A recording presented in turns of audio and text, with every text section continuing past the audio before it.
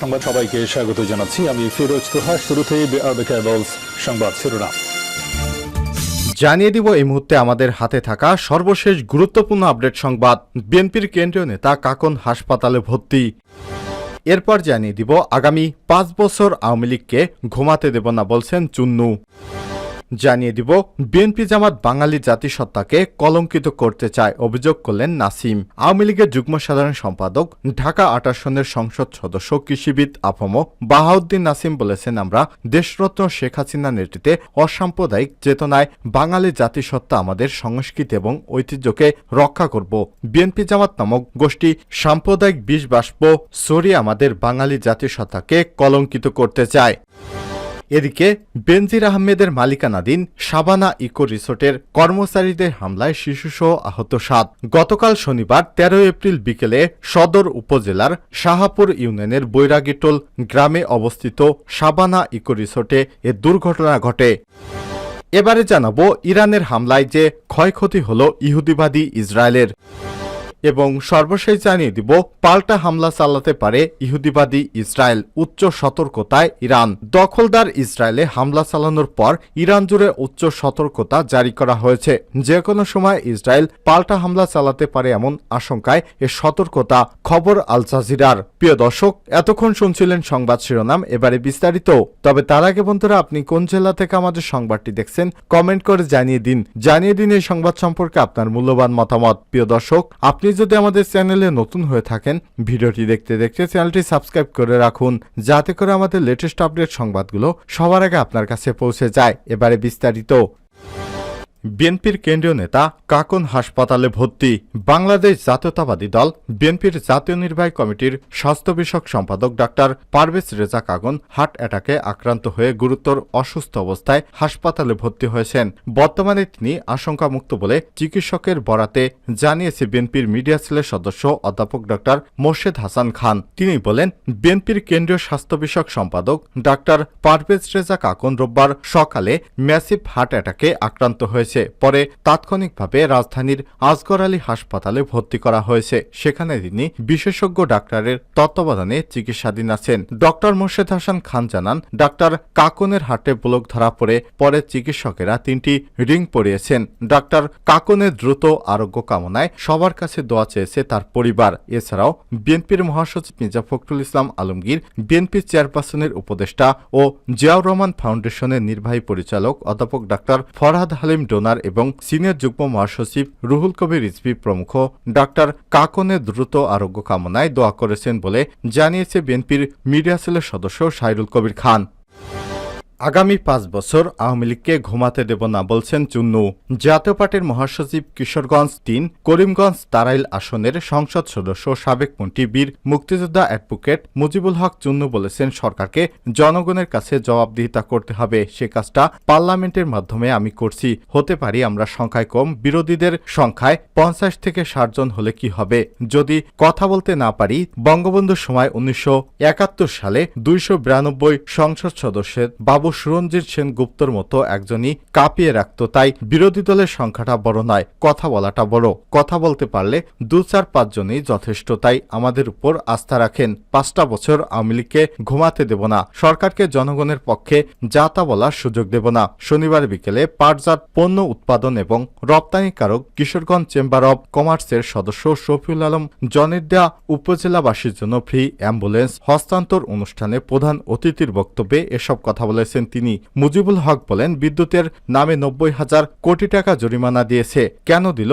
কেন বিদ্যুৎ নাই? এজন্য প্রধানমন্ত্রীকে জবাব দিতে বাধ্য করছি এবং আমার প্রশ্নের ব্যাখ্যা দিতে তিনি বাধ্য হয়েছেন। করিমগঞ্জ পৌর আওয়ামী লীগের সাংগঠনিক সম্পাদক আব্দুল মতিন বাবলুর সঞ্চালনায় অনুষ্ঠানে সভাপতি হিসেবে বক্তব্য রাখেন করিমগঞ্জ পৌরসভার মেয়র হাজী মুসলে উদ্দিন, ইঞ্জিনিয়ার হেলাল উদ্দিন, সমাজসেবক রফিকুল আলম রফিক, বাংলাদেশ আওয়ামী লীগ যুব এবং ক্রীড়া বিষয়ক কেন্দ্রীয় উপকমিটির সদস্য আমিরুল ইসলাম খান, করিমগঞ্জ পৌরসভার সাবেক মেয়র কাজী আব্দুল কাইয়ুম, উপজেলা স্বাস্থ্য কর্মকর্তা ডাক্তার রিয়াদ শাহেদ রনি প্রমুখ। বিএনপি জামাত বাঙালি জাতিসত্তাকে কলঙ্কিত করতে চায় বলছেন নাসিম। আওয়ামী লীগের যুগ্ম সাধারণ সম্পাদক, ঢাকা ৮ আসনের সংসদ সদস্য কৃষিবিদ আফম বাহাউদ্দিন নাসিম বলেছেন, আমরা দেশরত্ন শেখ হাসিনার নেতৃত্বে অসাম্প্রদায়িক চেতনায় বাঙালি জাতিসত্তা আমাদের সংস্কৃতি এবং ঐতিহ্যকে রক্ষা করব।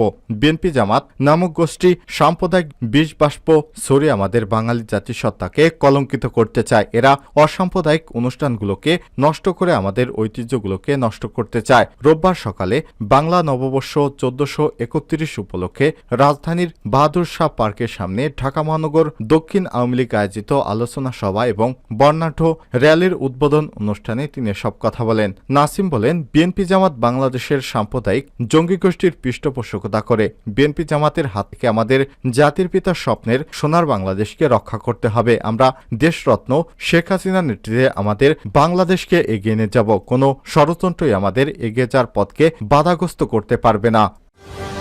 সাবানা ইকো রিসোর্টের কর্মচারীদের হামলায় শিশুসহ আহত ৭। গোপালগঞ্জের সাবানা ইকো রিসোর্টে ঘুরতে গিয়ে ছবি তোলাকে কেন্দ্র করে পার্ক কর্মচারীদের হামলায় শিশুসহ একই পরিবারের ৭ জন আহত হয়েছে। শনিবার ১৩ এপ্রিল বিকেলে সদর উপজেলার শাহাপুর ইউনিয়নের বৈরাগেটোল গ্রামে অবস্থিত সাবানা ইকো রিসোর্টে এ দুর্ঘটনা ঘটে। আহতরা হলেন সদর উপজেলার পাইককান্দি গ্রামের মামুন ফকির, সোনিয়া আক্তার, সিয়াম, আসমা বেগম, সোনামিয়া ফকির, আসাদ শেখ এবং সালমান শেখ। হামলার শিকার মামুন ফকির বলেন, ঈদের দ্বিতীয় দিন পরিবার নিয়ে সাবানা রিসোর্টে ঘুরতে যায়। উল্লেখ্য, এই সাবানা রিসোর্টের মালিক হচ্ছে পুলিশের সাবেক আইজিপি বেনজুর আহমেদ। পরিবারের ১৩ জন মিলে প্রত্যেককে ১০০ টাকায় টিকিট কেটে ভেতরে প্রবেশ করে ঘোরাঘুরি করে ছবি তুলছিলাম। এক পর্যায়ে আমার বাচ্চাকে রিসোর্টের একটি রেলিংয়ে দাঁড় করিয়ে ছবি তুলছিলাম। এতে পার্কের এক কর্মচারী বাধা দেয় এবং গাড়ি চাপা দিতে চায়। এ সময় তিনি বলেন, এ নিয়ে আমার সঙ্গে কথা কাটাকাটি হলে সে আমার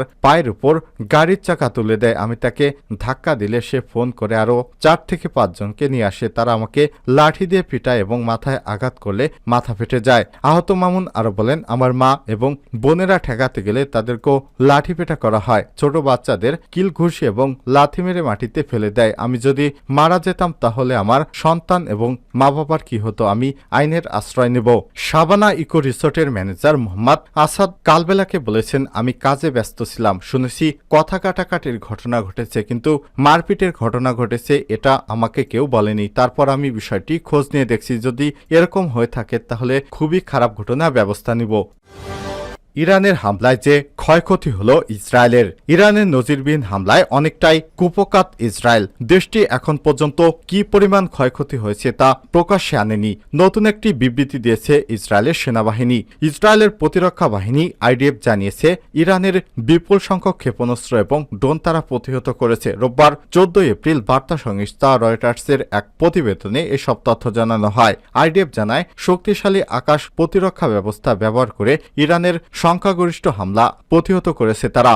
ইসরায়েলি ভূখণ্ড অতিক্রম করার আগেই এসব অঞ্চলের কৌশলগত মিত্রদের সঙ্গে আকাশ প্রতিরক্ষা ব্যবস্থা এরও ব্যবহার করে তারা হামলা প্রতিহত করেছে বলে দাবি করেছে ইসরায়েলের এই ইহুদিবাদী বাহিনী। তবে ইসরায়েলের দক্ষিণ অঞ্চলে একটি ঘাঁটিতে কয়েকটি ক্ষেপণাস্ত্র এবং ড্রোন আঘাত হেনেছে বলে জানিয়েছে আইডিএফ। এতে সামান্য অবকাঠামোগত ক্ষতি হয়েছে বলে দাবি করেছে এই বাহিনী। ব্রিটিশ সংবাদ মাধ্যম বিবিসি এবং কাতার ভিত্তিক সংবাদ মাধ্যম আল জাজিরার এক প্রতিবেদনে এসব তথ্য তুলে ধরে। এরো প্রতিরক্ষা ব্যবস্থা ধীরগতির ড্রোনের বদলে উচ্চতায় থাকা ব্যালিস্টিক ক্ষেপণাস্ত্র পরাস্ত করতে পারে। এটি নকশায় এভাবে তৈরি।